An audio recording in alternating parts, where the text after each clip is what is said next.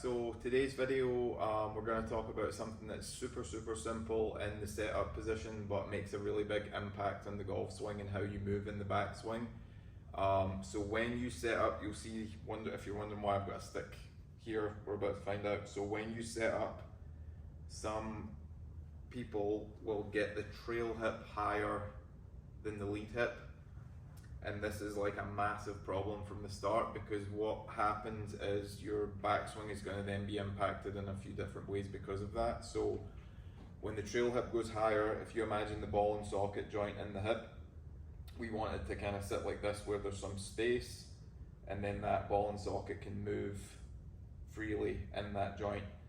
Now if we go trail hip high at setup, that immediately jams that socket and is going to lessen mobility in that movement. So when we get that hip high, we'll see a lot of players, when they start to swing back, they might get so far, but then they're going to hit a wall.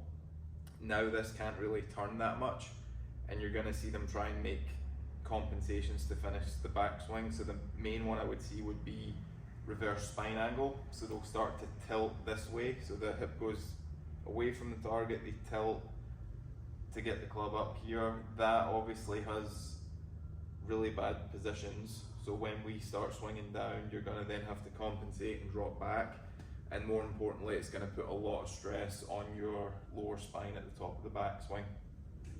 So one of the main things we want to do at setup is, when we set up, make sure that the lead hip is slightly higher, and we can do that by bumping the hips forward. It may almost feel like you've got a little more flex in your trail knee, and then from there that gives us a little more space, especially if you're limited mobility in the trail hip.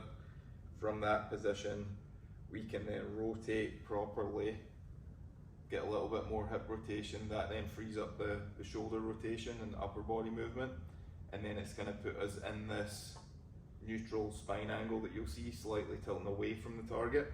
And then from there, the number one thing that does protects the lower back, and then as we're coming down, we can move more athletically towards the golf ball in the downswing, so we can move a little bit more towards the target that way and start to rotate properly in the downswing.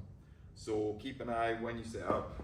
You can put an alignment stick through your belt loops, set up, make sure that this isn't too high. We want to get a little bit more that way, get that feeling. You'll feel that that automatically tilts the spine slightly, and then when we're in that position, if we just make a normal pivot, it's going to keep us in a good position going back. If we are here to begin, when we turn, it puts me more over this front foot leaning towards the target.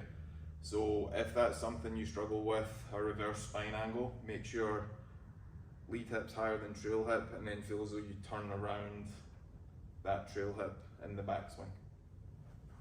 Thanks for watching. I'm getting a new mic soon, so hopefully the audio quality will be better in future videos as well.